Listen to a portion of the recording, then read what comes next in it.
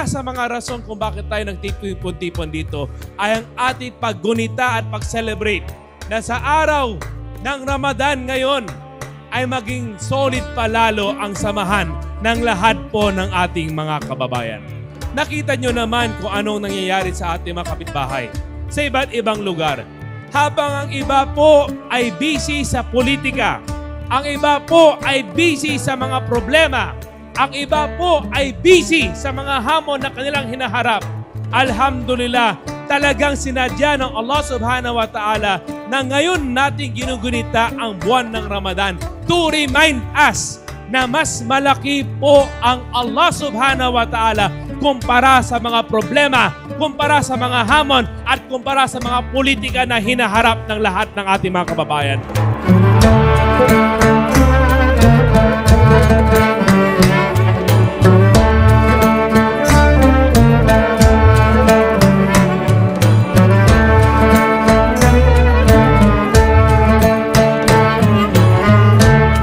Inshallah, ito po ay magbukas sa ating puso't isipan kung ano nga ba talaga ang Ramadan at kung ano nga bang ating fasting.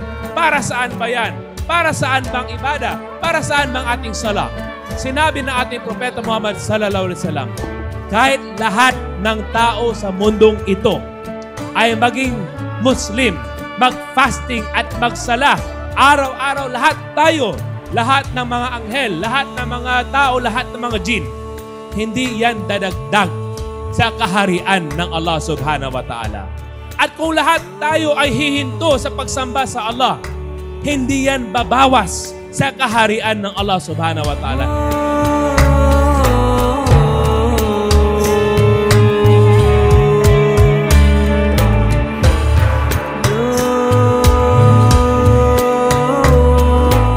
Ibig sabihin, hindi kailangan ng Allah ang ating fasting. Hindi kailangan ng Allah ang ating ibada. Hindi kailangan ng ating Allah ang ating sala. Ang nangailangan po niyan ay walang iba kundi ang ating sarili. Yan ay reminder para sa ating sarili that we are here temporarily.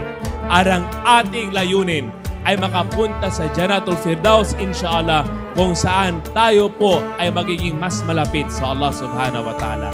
Ang importante dito sa mundong ito, ipaglaban na natin kung anong tama.